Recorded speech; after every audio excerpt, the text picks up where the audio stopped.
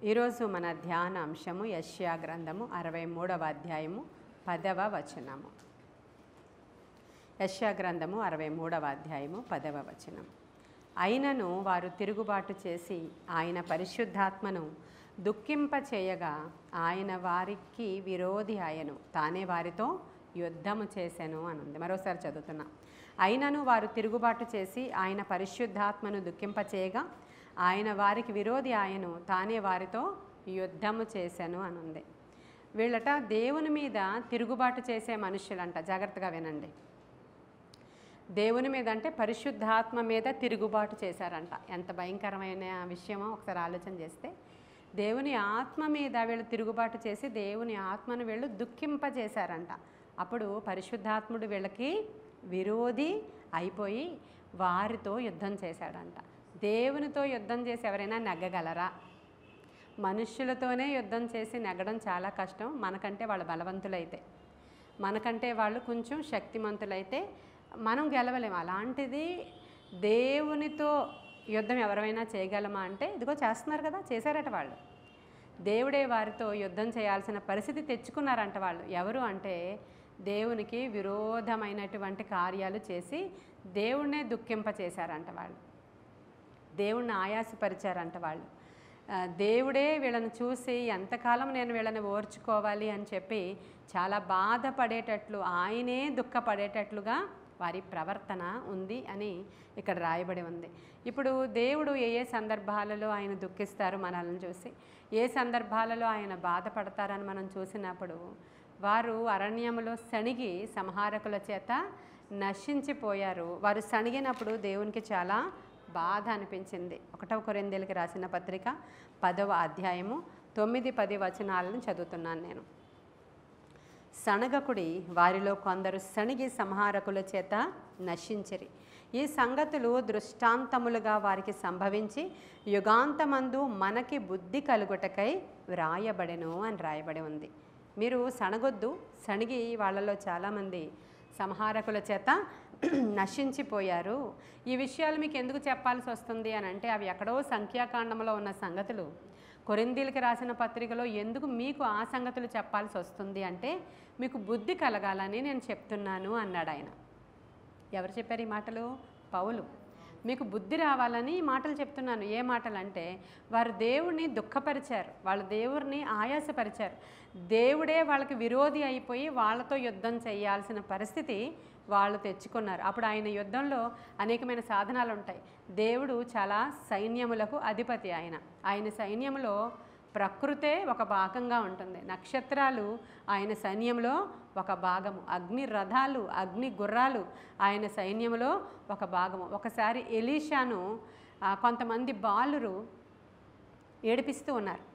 కొంతమంది బాలురు ఏడిపిస్తూ, సేవకులను ఏడిపిస్తూ ఉన్నారు.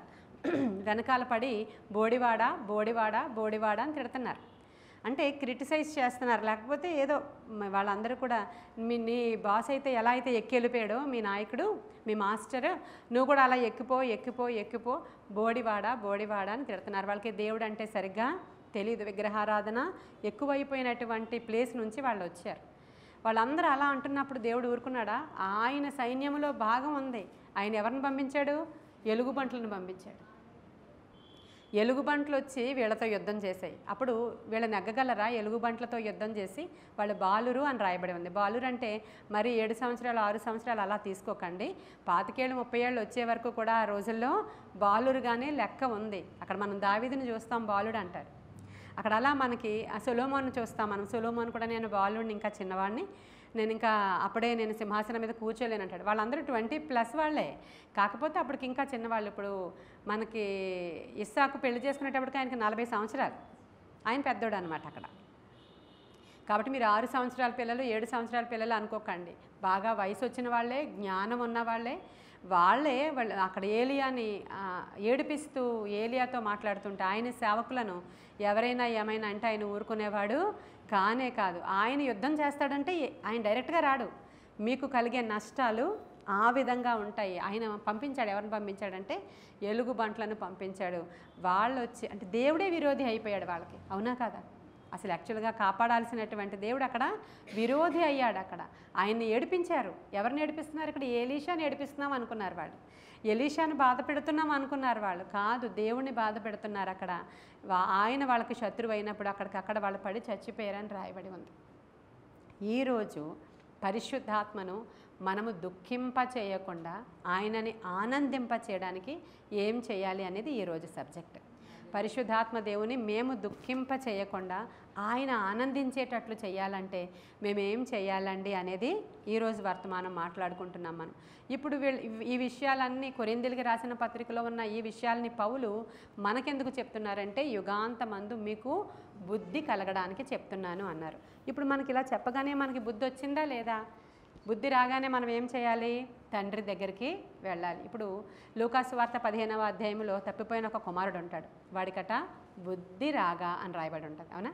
బుద్ధి వచ్చి అప్పుడు తండ్రి దగ్గరికి వెళ్ళాలి అనుకున్నాడంట. వాడికి బుద్ధి కలిగి, ఆ మాట చూస్తారా? లూకాసు వార్త 15వ అధ్యాయం 17వ వచనంలో, అయితే బుద్ధి వచ్చినప్పుడు వాడు, నా తండ్రి యొద్ద ఎంతోమంది కూలివాండ్రకు అన్నము సమృద్ధిగా ఉంది, నేనైతే ఇక్కడ ఆకలికి చచ్చిపోచున్నాను, నేను లేచి నా తండ్రి యొద్దకు వెళ్ళి అనే మాట ఉంది అక్కడ. అంటే ఇప్పుడు బుద్ధి వచ్చినప్పుడు ఇమీడియట్గా ఏం చేయాలంటే రెక్టిఫై చేసుకోవాలి. ఇప్పుడు మీరు అందరూ, అవును నాకు బుద్ధి వచ్చింది ఈరోజు, నేను ఎప్పుడు కూడా సణిగి నా దేవుని మీద నేను విరోధిని అవ్వకూడదు అనే బుద్ధి రావాలి ఈరోజు మనకి. ఎవరికైనా ఏదైనా కష్టం వచ్చినప్పుడు, బాధ వచ్చినప్పుడు, జరగలేని కార్యాలను చూసుకున్నప్పుడు, అదేవిధంగా కార్యాలు ఉండిపోయి మనకి కార్యాలు జరగట్లేనప్పుడు ఏం చేస్తాం? ఆటోమేటిక్గా సణుగుడు వస్తుంది. మన నోట్లో నుంచి సణుగుడు, దేవుడిని సణుక్కుంటూ ఉంటాం మనం. ఆయన ఇలాగా, ఈయన అలాగా, లేకపోతే దేవుడు ఇలా చేయడు, మాకు చేయలే పక్కళ్ళకే చేస్తాడు, ఆవిడంటేనే ఇష్టం, ఆయన అంటేనే ఇష్టం, పక్కళ్ళు అంటేనే ఇష్టం, వీళ్ళంటేనే ఇష్టం దేవుడు, కానీ సణుగుతారు కొంతమంది మాకే ఎందుకు దేవుడు ఇలా పెట్టాడు, ఎంత అన్యాయస్తుడో దేవుడు అని మాట్లాడతారు. కొంతమంది అయితే ఇవి ఏమీ అనరు కానీ దేవుని మందిరానికి సరిగా రావడం మానేసి భక్తిహీనులు అయిపోతారు. ఏమీ అనరు, ఇంట్లో తిట్టుకుంటారు, కానీ దేవుని మందిరానికి రెగ్యులర్గా వాళ్ళు రావడం మానేస్తారు. అప్పుడు కూడా ఆయనకి బాధ అవుతుంది. నేను వీళ్ళకి ఒక తలాంత్ ఇచ్చాను, కొన్ని పిల్లల్ని చూద్దాం, వీళ్ళకి ఒక తలాంత్ ఇచ్చాను నేను. చిన్నప్పుడే మీరు ఎక్కడికైనా వీళ్ళు సాధన చేశారమ్మా? ఎవరి దగ్గర నేర్చుకున్నారా? నెలకి 20,000 ఏమన్నా పే చేశారా? ఏమీ చేయలేదు, కానీ వాళ్ళకి దేవుడు తలాంత్ ఇచ్చాడు. చిన్నప్పటి నుంచే తలాంత్ ఉంది వాళ్ళకి, వచ్చారు పాడేస్తున్నారు అంతే. దాంట్లో ఎలా ఉందో ఆ యొక్క టేప్ రికార్డర్లో చూస్తారు, అది అలా పాడేస్తారు వాళ్ళు. యూట్యూబ్లో చూడగలరు, అలా పాడేయగలరు వాళ్ళు.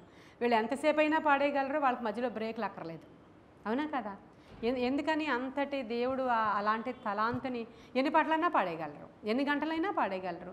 ఎందుకు ఆ కెపాసిటీ ఇచ్చాడు? ఇప్పుడు కుమారి ఉంది, కొంచెంసేపు గట్టిగా మాట్లాడమనండి, ఆ గొంతు పనిచేయదు. కొంచెం సేపు గట్టిగా మాట్లాడమనండి, ఆ గొంతు పనిచేయదు. మామూలుగా మీరు కూడా మాట్లాడండి, ఫోన్లో కూడా వినపడదు. ఆమె గొంతే అంత, ఆమె గొంతు కెపాసిటీ అంత. మరి మనం ఎంతసేపైనా నేను మాట్లాడగలుగుతున్నానంటే దేవుడు నాకు ఇచ్చిన ఆధిక్యత, ఈ దేవుడు నాకు ఇచ్చినటువంటి వరమే అది. నేను దాన్ని యూటిలైజ్ చేసుకోవాలి.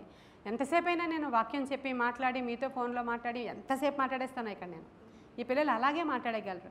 ఆ అమ్మాయి కొంచెంసేపు కూడా గొంతు పనిచేయదు, కొంచెంసేపు పాడితే పనిచేయదు, కొంచెంసేపు మనతో గట్టిగా మాట్లాడితే అక్కడికి అలా అయిపోతుంది. ఇప్పుడు ఈ పిల్లలకి ఇచ్చారు తలాంతు, వీళ్ళు ఉపయోగించుకోకుండా, యవ్వనస్తులు వాళ్ళు, శరీర బలం ఉంది, ఇంకా పెళ్ళి కూడా అవ్వలేదు వాళ్ళకి. వాళ్ళు ఏం చేస్తారంటే, మేము రోజు రామ్ మమ్మీ నువ్వు వెళ్ళు ప్రేయర్కి, వాళ్ళ మమ్మీ వచ్చి పాడతారా? ఇక్కడ పాడరు. ఆ రోజు ఇంకొక ఆవిడ రారు పాడేవాళ్ళు, ఇక్కడ ఎవ్వరూ లేరు. అప్పుడు దేవునికి బాధ అవుతుంది మిమ్మల్ని చూసినప్పుడు. మిమ్మల్ని చూస్తారనమాట. అప్పుడు ఇంటి దగ్గర మోనిక ఏమో పడుకొని ఉంది, లావణ్య ఏమో ఎక్కడుందో తెలీదు, దేవుడు కనపడలేదు. అప్పుడు కొంచెంసేపు వెతుక్కున్నారు, ఆయన వెతుక్కున్నా కనిపించట్లేదు. వీళ్ళు ఏమయ్యారు? వీళ్ళకి ఇచ్చిన తలాంతు నేను ఇచ్చాను, నేను వీళ్ళని ఆశీర్వదిద్దాం అనుకుంటున్నాను, వీళ్ళు నా మాట విననొల్లకున్నారు. దేవునిని ఆయాసపరచడం అంటే ఏంటంటే దేవునిని స్తుతించకుండా మానేయడమే. ఎందుకంటే సణుగుడికి ఆపోజిట్ పదం ఏంటంటే స్తుతి. ఈరోజు మీరు దేవునికి విరోధులుగా అవ్వకుండా, పరిశుద్ధాత్మను దుఃఖింపకుండా మీరు ఉండాలి అని అంటే దేవుణ్ణి మనం ఏం చేయాలా? స్తుతించడమే దానికి రెమెడీ. అయితే ఎలాగండి స్తుతించాలి మనము? ఎందుకండి స్తుతించాలి మనం అనంటే, కీర్తనల గ్రంథము 96వ అధ్యాయము 4వ వచనంలో ఆయన అధిక స్తోత్రము నొందదగినవాడు అని రాయబడి ఉంది. ఆయన అధిక స్తోత్రము నొందదగినవాడు అని రాయబడి ఉంది. అంటే మన దేవునికి ఎంత స్తోత్రాలు చెల్లించాలంట చెప్పండి? అధిక స్తోత్రాలు చెల్లించాలంట. ఇప్పుడు ఈ స్తుతి స్తోత్రము, మన స్తుతి యాగము బలి అర్పణ అంటే నూతన నిబంధన ప్రకారము మనము చేసేటువంటి స్తుతే. ఓల్డ్ టెస్టిమెంట్లో బలి అర్పణ యాగము అంటే పశువులను వధించడం, కాల్చడం, దానిలో ఉన్న కొవ్వంతటిని కూడా వేరేగా కాలుస్తూ ఉన్నప్పుడు ఆ సువాసన దేవుని సన్నిధికి పైకి వెళ్ళినప్పుడు దానిని ఆయన ఆగ్రాణించి అప్పుడు నీ మీదకి ఏ పనిష్మెంట్ రాకుండా చేస్తాను అనేటువంటి మాటలు మనము ఓల్డ్ టెస్టిమెంట్లో చూస్తాం. లేవికాండం ఒకసారి తెరవండి, 21:6. వారు తమ దేవునికి ప్రతిష్ఠితమైన వారుగా ఉండవలెను, కావున వారు తన దేవుని నామమును అపవిత్ర పరచరాదు. ఏలయనగా వారు తమ దేవునికి ఆహారమును అనగా యెహోవాకు హోమ ద్రవ్యములను అర్పించువారు. దేవునికి హోమ ద్రవ్యాలు అర్పించడం అంటే అర్థం ఏంటంటే ఆయనకి ఆహారం పెట్టడం. ఒకసారి చూసారా మీరు? దేవునికి ఆహారం పెట్టేవారంట వాళ్ళు. దేవుని యొక్క ఆహారం ఏంటి అని అంటే హోమ ద్రవ్యాలు అర్పించడం. ఇప్పుడు దేవునికి ఆహారం అంటే ఏంటి? గట్టిగా చెప్పండి. హల్లెలూయా. అంటే దేవునిని అనుదినము మనము స్తుతించుట ద్వారా దానిని ఆయన ఆహారంగా తీసుకుంటారంట. ఆహారంగా తీసుకుంటారంట. అంటే నువ్వు స్తుతించడం మానేస్తే నువ్వేం చేసినట్లు?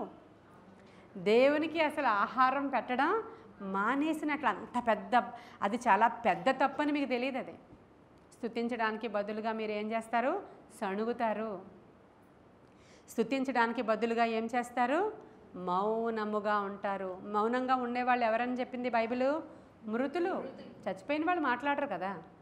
మౌనముగా ఉన్న వాళ్ళని ఏమంది బైబిల్ అంటే వాళ్ళు మృతులు, మౌన స్థితిలో మట్టిలో దిగిపోయేవారు దేవుణ్ణి స్తుతించరు. అందుకనే నీ నోరు బాగుగా తెరువము, నేను దాన్ని నింపెదను అన్నాడు ఆయన. అంటే మనం అందరూ ఆరాధన చేస్తూ ఉన్నప్పుడు కొంతమంది చాలా అఫీషియల్గా నోరు మూసుకొని నుంచొని ఉంటారు. చాలామంది అసలు పాట పాడడానికి ఎలా ఉండగలుగుతారో నాకు అర్థం కాదు. 1:30 వాక్యం మాట్లాడాలి, అయినా ఉండలేను నేను. గొంతంతా అరిగిపోద్ది, అయినా ఉండలేను నేను. తర్వాత అందరూ వచ్చినప్పుడు మళ్ళీ అంతమంది అంతసేపు ప్రార్థన చేయాలి నేను, అయినా ఉండలేను నేను. మధ్యలో ఎంత నా గొంతు బొంగరుగా ఉందని తెలిసినా నేను ఉండలేను. ఆయన్ని స్తుతించకుండా నేను ఉండలేను. ఇశ్రాయేలీయులు చేయి స్తుతులపై ఆయన ఆసీనుడై ఉన్నారంట. అంటే స్తుతించే వాళ్ళు దేవునికి సింహాసనం వేసేవారు. హల్లెలూయా. ఆయనకి సింహాసనం వేసి కూర్చోబెడితే ఆయనకి ఎంత ఆనందం వస్తుందో ఒకసారి చెప్పాలి మీరు. ఆయన ప్రభువా రండయ్యా వచ్చి కూర్చోండయ్యా అంటే ఆయన చూస్తాడు, అది స్తుతుల సింహాసనం. హల్లెలూయా. ఆయనకి ఎంతో ఇష్టమైన సింహాసనం. నువ్వు బంగారంతో చేయించిన సింహాసనం మీద కూర్చోడు ఆయన. నువ్వు వజ్ర వైడూర్యాలు పెట్టి నువ్వేం చేసినా కూర్చోడు ఆయన. నీ స్తుతుల సింహాసనమే కావాలి ఆయనకి. హల్లెలూయా. స్తుతించేవాడు దేవునికి మహిమపరిచేవాడంట. హల్లెలూయా. స్తుత్యాగం అర్పించేవాడు దేవుని నామాన్ని మహిమపరిచేవాడు అని ఉంటుందండి. 50వ కీర్తన 23వ వచనం. స్తుత్యాగం అర్పించేవాడు నన్ను మహిమపరచువాడు. హల్లెలూయా. దేవుని మహిమపరచాలనే కోరుకుంటున్నాం మనం అందరం. ఎలా మహిమపరచాలయ్యా? నా సాక్ష్యం ద్వారా నిన్ను మహిమపరచాలనుకుంటున్నాను. నాకు ఏదైనా జరిగితే అక్కడ నీ నామం గురించి నేను చెప్పినప్పుడు వాళ్ళందరి దగ్గర నీ నామాన్ని మహిమపరచాలనుకుంటున్నా. మా చుట్టాలలో నీ నామము మహిమపరచాలనుకుంటున్నా. మా ఏరియాలో నీ నామము మహిమపరచాలనుకుంటున్నా. ఏది నాకు కార్యం జరగట్లేదే ఇంకా అని నువ్వు అనుకుంటున్నావు. కానీ ఇక్కడ ఆయనను మహిమపరచాలంటే ఏం చేయాలంట? స్తుతి యాగము నువ్వు చెల్లిస్తే చాలు, ఆయనని నువ్వు మహిమపరిచినట్లే. నువ్వు స్తుతియాగం అర్పించుట ద్వారా ఆయనని నువ్వు ఘనపరిచినట్లే. నువ్వు స్తుతించుట ద్వారా ఆయనకి నీవు ఆహారం అర్పించినట్లు. గొప్ప దేవునికి ఆహారం ఇచ్చేవా? అంత భాగ్యమా అండి మనకి? మనము స్తుతించిన కొలది ఆయన శక్తి పెరుగుతుంది. ఎప్పుడైనా సరే ఆహారం తీసుకుంటేనే కదా మనకి శక్తి వస్తుంది. మనం తిండి తింటే మనకి శక్తి వస్తుంది. ఆ బలము తినలేని వాళ్ళు వేలాడపడిపోయి ఇలా ఉంటారు. ఏం పొద్దున్న టిఫిన్ చేయలేదా అని అడుగుతాం మనం. అప్పుడు ఏ అన్నం తినలేదా, కొంచెం ఏదైనా తినిరా పోని అంటాం. ఎందుకని? తినలేకపోతే వాళ్ళు వేలాడిపోయి ఉన్నారు. అంటే ఆహారం అనేది వారికి బలం ఇస్తుంది. ఇప్పుడు మనము దేవునిని అధికంగా స్తుతించే కొద్దీ ఆయన బలం పొందుకుంటాడంట. ఆయన బలంగా ఇక్కడ దిగొచ్చాడంటే ఎట్టి కార్యాలు జరుగుతాయండి. ఆయనను మనము మహిమపరుస్తూ ఉన్నప్పుడు ఆయన బలమైన దేవుడుగా మన మధ్యలోనికి ఆయన వస్తారు. ఇప్పుడు పౌలు గారు అంటారు, నాకు చాలా శ్రమలు వచ్చాయి, నాకు చాలా ఉపద్రవాలు వచ్చాయి. నేను ఎప్పుడు బలహీనంగా ఉన్నానో అప్పుడే నేను చాలా బలవంతుడిని. ఎందుకంటే నా ఉపద్రవాలలో, శ్రమలలో, శోధనలలో నేను ఆనందించాను అంటాడు. ఆనందించడం అంటే దానికి పర్యాయపదం. ఆయన స్తుతించాడు. ఆయన స్తుతించాడు అని తెలియడానికి మనం అపోస్తుల కార్యాలు 16వ అధ్యాయం 23, 24వ వచనంలో ఆయనకి శ్రమ వచ్చింది, ఉపద్రవం వచ్చింది, ఆయన ఒంటి నిండా దెబ్బలు వచ్చాయి, అవమానం వచ్చింది, బంధకాలు బొండలు బిగించబడి ఉన్నాయి. ఆ సమయంలో ఇప్పుడు బలహీనమైన శరీరంతో పౌలు ఉన్నాడు. మార్నింగ్ నుంచి ఏం తినలేదు వాళ్ళు. మధ్యాహ్నం అంతా వాళ్ళని కొట్టారండి ఈ ఎండలో.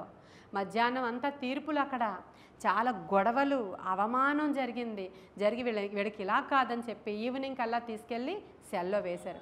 మార్నింగ్ నుంచి తిండి లేదు, బట్ట లేదు, మరి అవమానం. ఆయన అంత చదువుకున్న వ్యక్తికి అవమానం. మళ్ళీ పైగా ఇక్కడికి వెళ్ళమని పరిశుద్ధాత్ముడే చెప్పాడు.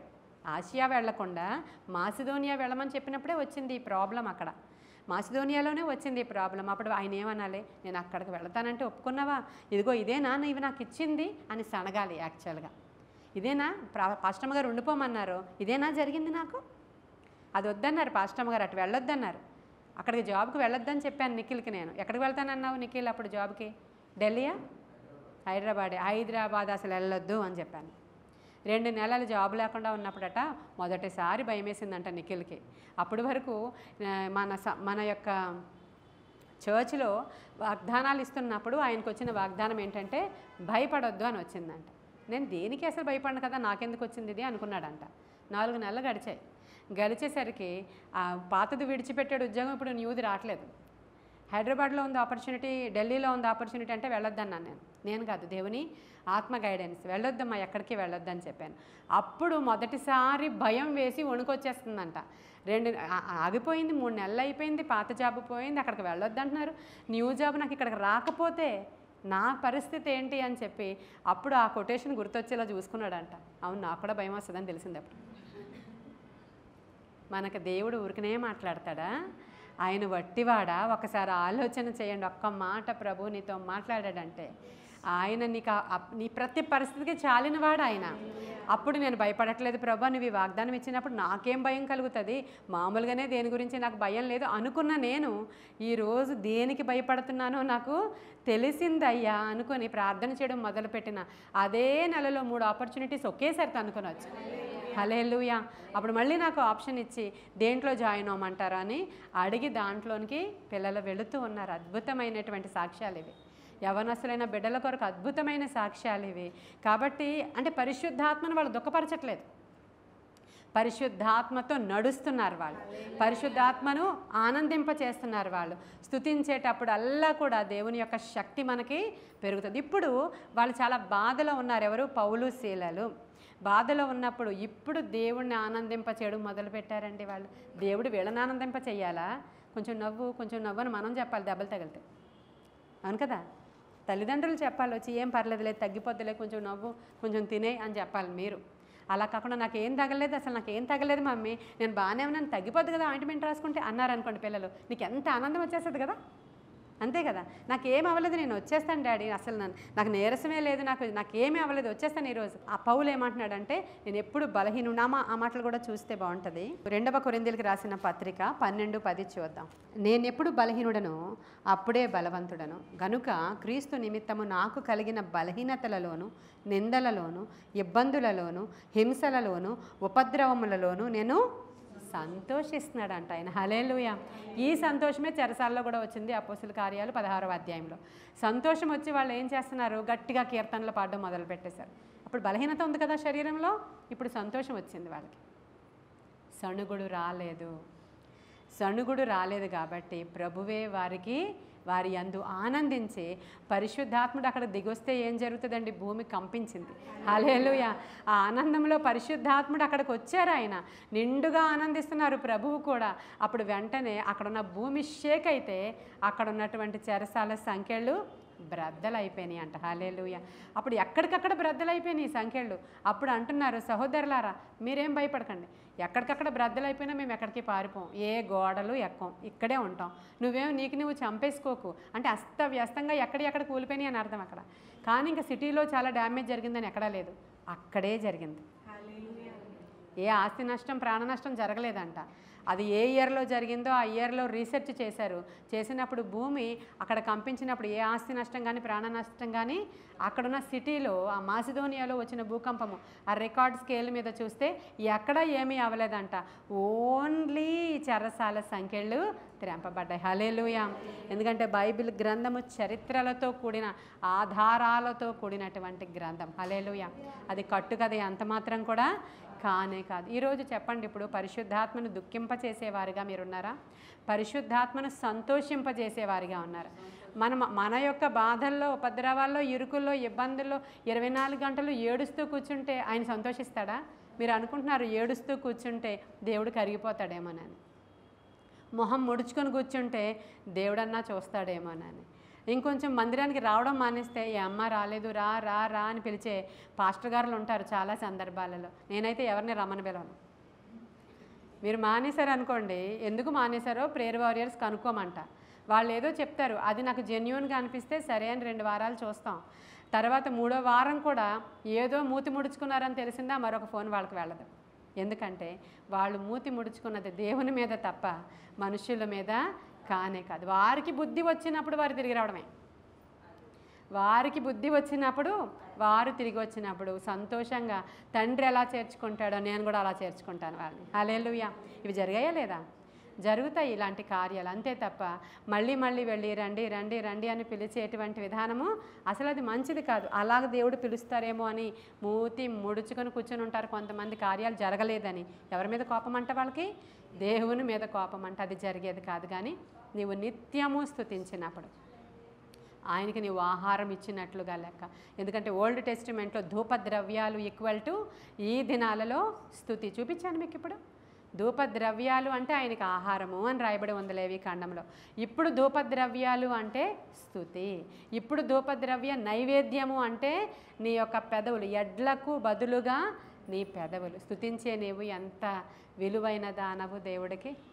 నిన్ను స్తుతించడానికి ఏర్పాటు చేసుకున్నాడంట ఆయన. ఆయనను స్తుతించడానికి మిమ్మల్ని సృజించుకున్నారంట దేవుడు.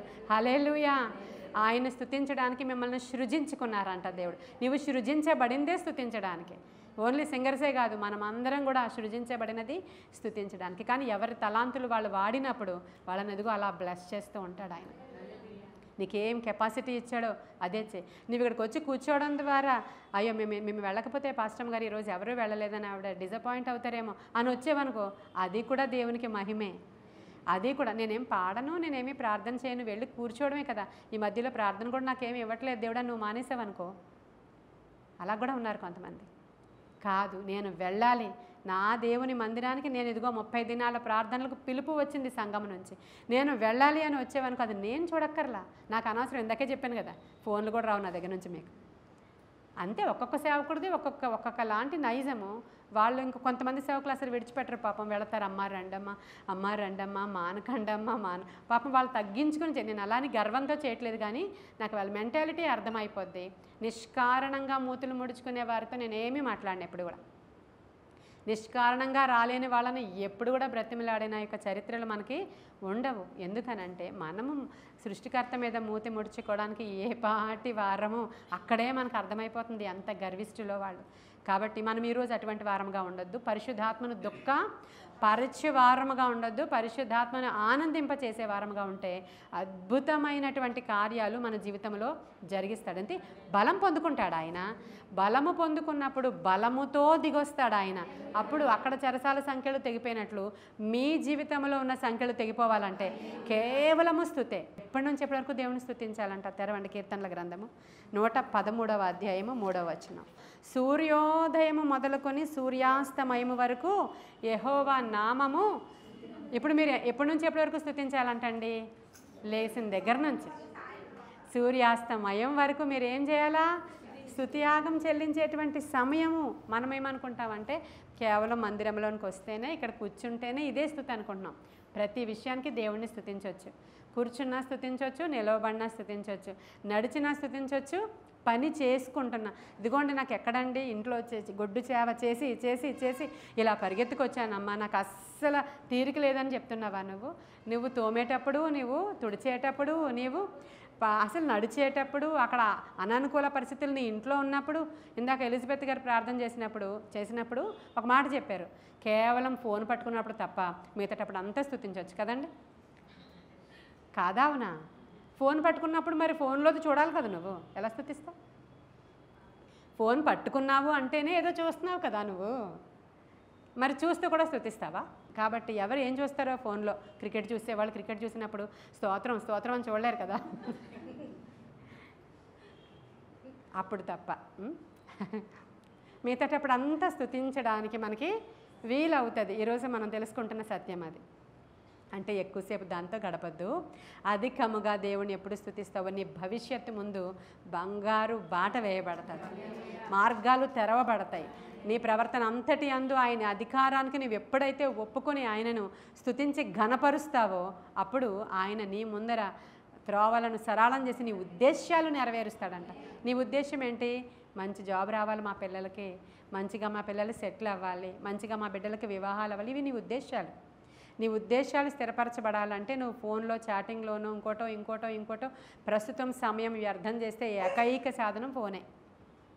ప్రస్తుతం నీ సమయం వ్యర్థమైపోవడానికి ఏకైక కారణం మనమేంటి, యవ్వనస్తులేంటి, వృద్ధులేంటి, బాలురేంటి, యవ్వనులేంటి, అందరికీ సమయము వ్యర్థం చేసే ఏకైక సాధనం అదే. ఇప్పుడు జ్ఞానం కావాలన్నా దాంట్లోనే చూడాలి, చెడిపోవాలన్నా దాంట్లోనే చూడాలి, పిల్లలు స్కూల్లో చదువుకోవాలన్నా దాంట్లోనే చూడాలి.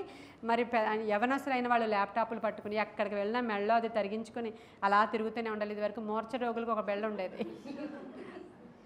ఎక్కడైనా పడిపోతే ఆ బెళ్ళ చూసి వీళ్ళ మూర్చరు, వీళ్ళు సాఫ్ట్వేర్ వాళ్ళు అని అలా తగిలించుకొని తిరుగుతూనే ఉండాలి. ఎక్కడికి వచ్చినా కూడా ఇదిగో ఆన్ డ్యూటీ ఉన్నారు పిల్లలు, ఇక్కడ కెమెరాలు ఆపరేట్ చేస్తుంటే అది ఉండాలి. ఇంకో ఇంటికి వెళ్ళేటప్పుడు అంతే కదా.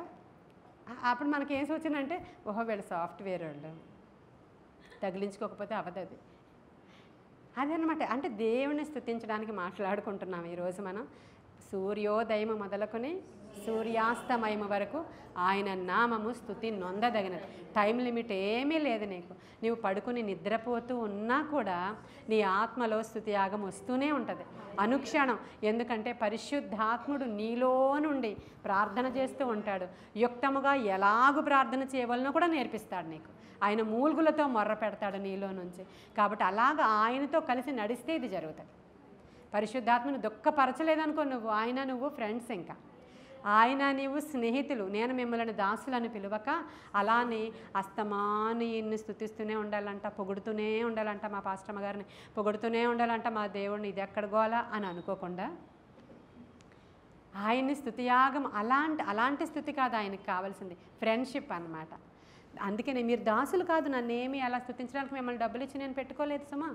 మీరు స్తుతించండి అని మీకేం డబ్బులు ఇవ్వలేదు. మీరు దాసులు కారు నాకు, మీరు నా స్నేహితులు. హల్లెలూయా. నేను మిమ్మల్ని దాసులని పిలవక మిమ్మల్ని నేను స్నేహితులని పిలుస్తున్నాను. ఫ్రెండ్ రా, మన ఇద్దరం కలిసి మాట్లాడుకుందాం అనేంత గొప్ప దేవుడు ఆయన. హల్లెలూయా. కాబట్టి పరిశుద్ధాత్మను మనం ఎంతమాత్రం కూడా దుఃఖపరచకుండా ఉండాలంటే ఇవి చాలా నేను అనుకుంటున్నాను. స్తుతియాగం అర్పించేవాడు దేవుని మహిమపరిచేవాడంట.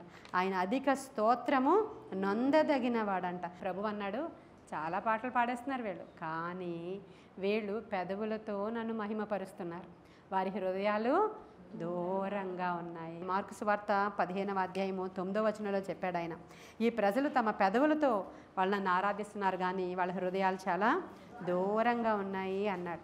దేవుడు ఏ పని చేయాలన్నా మనము స్తుతిస్తే కార్యాలు జరుగుతాయండి.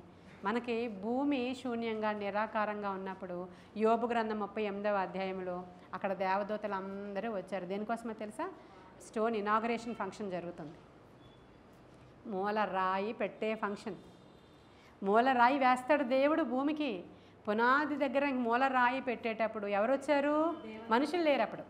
కాబట్టి దేవదూతలు అక్కడికి వచ్చి వాళ్ళు స్తుతిస్తూ కేకలు వేస్తూ చప్పట్లు కొడుతూ ఉన్నప్పుడు దేవుడు పనిచేయడం మొదలుపెట్టాడు. హల్లెలూయా. నీవు నీ ఇంట్లో గొప్ప కార్యము జరగాలంటే, ఏ పని మనకి జరగాలన్నా మనం స్తుతిస్తూ ఘనపరుస్తూ దేవుడిని ఆరాధిస్తూ ఉంటే మన గొప్ప కార్యాలు చేసే దేవుడు. హల్లెలూయా. ఈరోజు మనం ఎంత గొప్పవారం అంటే దేవుడిని ఆరాధించడానికి ఇక్కడ కూర్చుంటున్నాం. మనం 1 అవర్ అంతే, ఇక్కడ మెసేజ్ 40 నిమిషాలు. ఆ తర్వాత మనం పాటలు పాడడానికి త్వరగా వచ్చేసారనుకో, అప్పటి నుంచి వీళ్ళ టైం స్టార్ట్స్ నౌ. దేవుడి దగ్గర కౌంట్ దేవుని దగ్గర కౌంట్, మధ్యలో ప్రార్థన, దేవుని దగ్గర కౌంట్. మళ్ళీ వీళ్ళు పాడుతున్నారు. ఈరోజు ఎంతమంది పాడారో రాసుకుంటారు ప్రభు. ఈరోజు ఎవరు హృదయాలతో పాడారో రాసుకుంటారు ప్రభు. ఈరోజు ఎవరెవరు పార్టిసిపేట్ చేశారో అందరూ చప్పట్లు కొడుతూ పాడుతున్నారయ్యా నిస్సీ చర్చిలో. వాళ్ళు ఎవరు ఖాళీగా లేరు. అబ్బా ఎంత బాగుందో రిపోర్ట్ వెళ్ళిపోద్ది ప్రభు దగ్గర. ఎందుకంటే ఆయనకి ఇష్టమైన యాగమే అదండి. హల్లెలూయా. మనం ఎంత దేవునికి ధూపద్రవ్య నైవేద్యాలు సమర్పిస్తున్నామో అంత బలంగా మన పక్షముగా ఆయన ఉంటాడు. హల్లెలూయా. అట్టి దేవుని మనం కలిగి ఉన్నందుకు ఆయనకి వందనాలు చెప్పుకుంటున్నాను. ఈ రోజు నుంచి ఎవరు సణుగక, ముఖం మార్చుకోక, దుఃఖముఖులు కాక దేవుని యందు ఆనందించడానికి అవసరమైన కృప మనకి కలుగును గాక. పరిశుద్ధాత్మను దుఃఖించే విధంగా మా సంఘంలో మేము ఎవ్వరం ఉండకూడదయ్యా. మేము మాత్రమే కాదు కానీ యూట్యూబ్ ద్వారా ఎందరైతే వర్తమానం చూస్తున్నారో ఈరోజు వర్తమానం ద్వారా వారందరూ స్తుతించుట మొదలు పెట్టుదురుగాక. సమయమనక అసమయమనక మేము మా దేవుణ్ణి స్తుతించుదముగాక. ఆత్మకార్యాలు జరిగించమని కొన్ని మాటలు దేవుడు మన వినికిడిలో దీవించి ఆశీర్వదించునుగాక. ఆమేన్. ప్రార్థన చేసుకుందాం. మహాపరిశుద్ధుడైన తండ్రి, మహోన్నతుడైన దేవ, వినుచున్న వారందరినీ దీవించండి. వాక్యము వినుచు ఉండగానే వారి యొక్క అనారోగ్యాల్ని స్వస్థపరచండి. వాక్యం వింటూ ఉండగానే వారి హృదయాలలో ఉన్నటువంటి ఆ యొక్క ద్వేషము, ఆ దేవుని మీద ఉన్నటువంటి ఆ సణుగుడు, వాక్యము వింటూ ఉండగానే అవన్నీ బయటికి పారిపోవునుగాక. కార్యాలు జరగకపోవడం ద్వారా వచ్చే ద్వేషము యేసునామములో కాల్చివేయబడునుగాక. దేవుడు పెట్టేటువంటి నాయన ప్రతి విధమైన పరీక్షలో వాళ్ళు నెగ్గుదురుగాక. దుష్టుడి యొక్క ప్రతి శోధనలో కూడా వాళ్ళు నెగ్గుదురుగాక. మేము కత్తులు పట్టుకోకర్లేదయ్యా, మేము యుద్ధాలు చేయక్కర్లేదు, కేవలం స్తుతించినా చాలు. అద్భుతాలు చేసేవాడు మాతో ఉన్నాడు.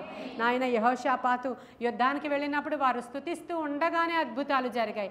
అట్టి కార్యాలు మా సంఘములో జరుగులాగున సహాయం చేసి కృప చూపించమని యేసయ్య శ్రేష్ఠ నామంలో ఈ మాటలు, ఈ ప్రార్థనాన్ని సన్నిధికి సమర్పించి వినిన వారందరికీ ఆశీర్వాదాన్ని దయచేయమని, విడుదలను దయచేయమని, విజయము దయచేయమని యేసు నామంలో అడుగుచున్నాము తండ్రి.